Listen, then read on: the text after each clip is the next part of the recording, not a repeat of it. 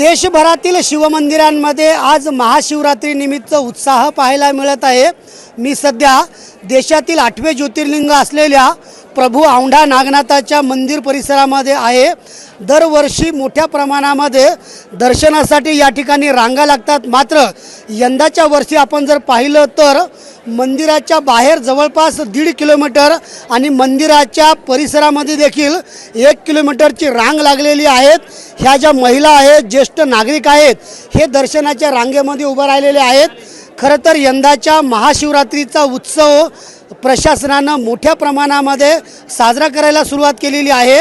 Drone कॅमेऱ्याच्या माध्यमातून laser show दाखवण्याचा संकल्प जिल्हाधिकाऱ्यांनी केलेला आहे आणि हा शो पाहण्यासाठी देखील मोठ्या प्रमाणामध्ये या ठिकाणी भाविक दाखल झालेले आहेत।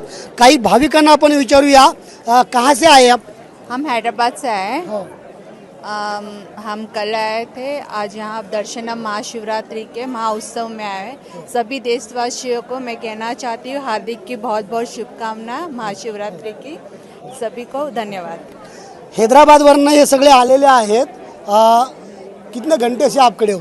हम 40 मिनट हो गए खड़े हुए लाइन में। अभी दर्शन के लिए जा रहे हैं, कितना टाइम लगेगा नहीं पता अभी, अब तो आगे। हो, खरं तर औंढा नागनाथ मंदिरांमध्ये भक्तांचा सगळा उत्सव पाहायला मिळत आहे।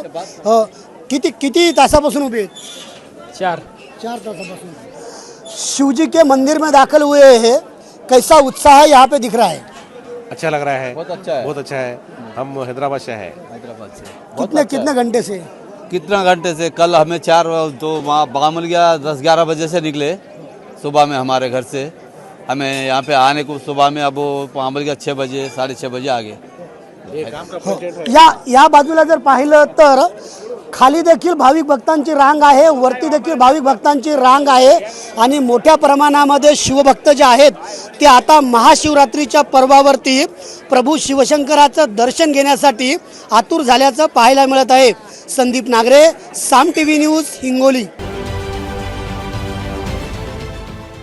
देश विदेशातील प्रत्येक घडामोडींचे लाईव्ह अपडेट मिळवण्यासाठी आता साम टीव्हीच्या सर्व सोशल मीडिया प्लॅटफॉर्मला लाईक, फॉलो आणि सबस्क्राईब करा।